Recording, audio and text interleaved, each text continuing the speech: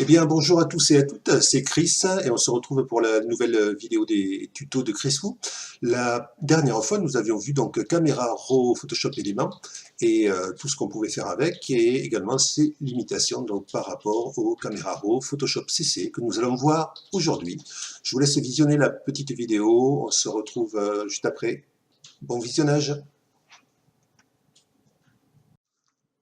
Bon, alors là, on va voir directement la différence avec Photoshop. Donc au Photoshop, on va aller sur Photo en RAW. On va prendre une photo.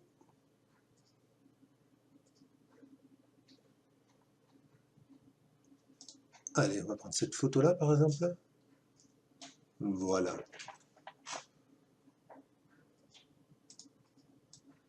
Alors, ici sur Photoshop, celui-là, la différence, vous pouvez cliquer, clic gauche, vous le tenez, vous allez vers la droite et vous grossissez, ou vous diminuez au maximum. Voilà. Ça, vous pouvez faire un clic droit et taille écran, ça met pile poil à la taille maximum de l'écran. Ensuite, la différence, vous voyez ici, toujours pareil, auto, par défaut, tout ce qu'on a vu tout à l'heure, exposition, contraste, les températures, les teintes et tout, etc. Toujours la même chose ici. Ici, vous avez la courbe des tonalités. Donc, les tons clairs que l'on peut, vous voyez, modifier au niveau, là, par exemple, faire apparaître les nuages. Les teintes claires. Par exemple, on peut faire ça. Les teintes sombres. Les tons foncés. On peut arriver à faire des trucs assez délirants. Vous voyez déjà au départ. Vous voyez la courbe ici, avec ses points.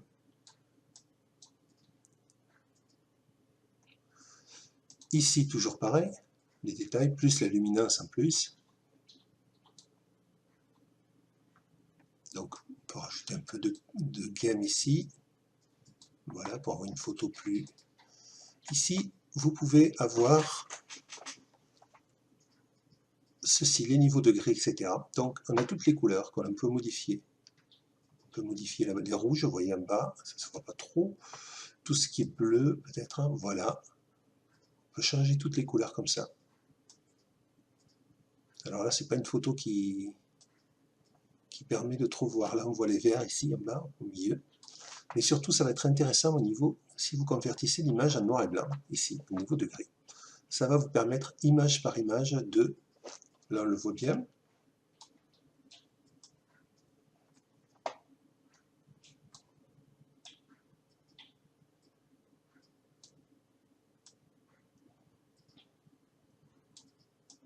Ça permet de tout modifier.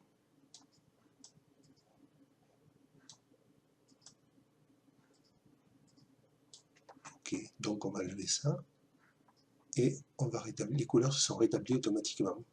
Là, on est sur la teinte, on peut faire pareil pour la saturation et la luminance. Ici, les virages partiels de teinte.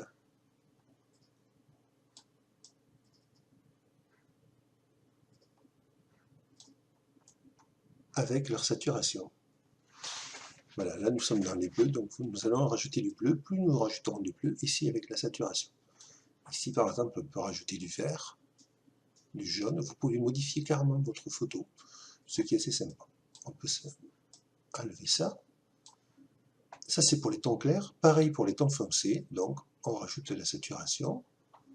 Alors ça va permettre entre autres, si on fait une photo, vous allez voir, en noir et blanc, ici, de faire un effet sépia, par exemple, on va rajouter un orangé, et voilà, on va peut rajouter un petit peu comme ça. Ça va vous faire un petit effet sépia, qu'on peut régler, on peut faire un sépia plus jaune, dans les rouges à l'ancienne, etc. Ce qui est assez sympa. Ici, les corrections de l'objectif, donc ça va vous permettre de... Voilà, on peut faire 0, ça remet à 0.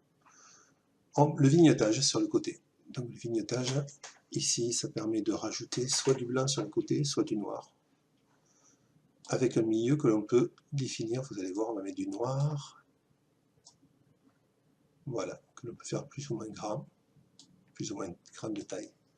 On va le remettre à 0 également. Donc, pour mettre à 0, il suffit d'appuyer sur 0. Et ici, correction de voile.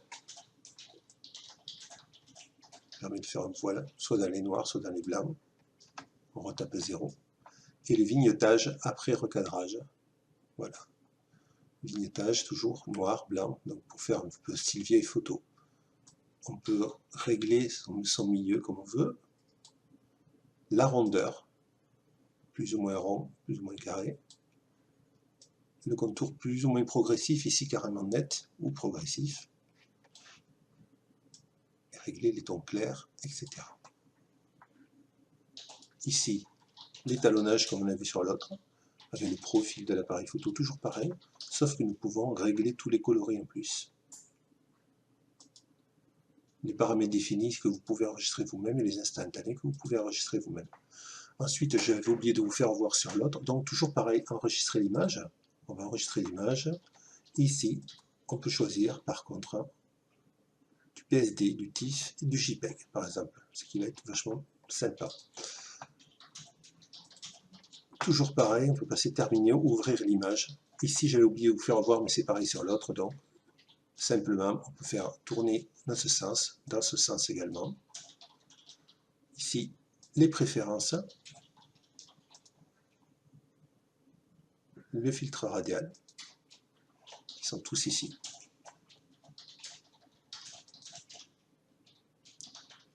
Voilà, les filtres gradués, les pinceaux de retouche, ça nous le verrons plus tard si ça vous intéresse, ou pas.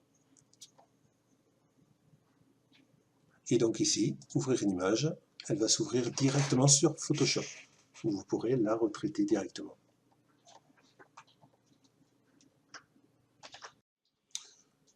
Donc si cette vidéo vous a plu, n'oubliez pas de mettre un petit pouce bleu sur YouTube, et non pas sur notre support, et de vous abonner à ma chaîne si vous souhaitez être au courant de toutes les prochaines vidéos qu'il y aura. Alors il y aura des vidéos, vous verrez un petit peu sur tout. Donc, il y aura également des vidéos sur directement la prise de vue photo avec tous les réglages de base, etc. D'autres sur Photoshop et d'autres sur la vidéo un petit peu plus tard. Passez une bonne journée ou une bonne soirée et on se revoit très bientôt pour un nouveau tuto. Merci d'avoir suivi. Ciao!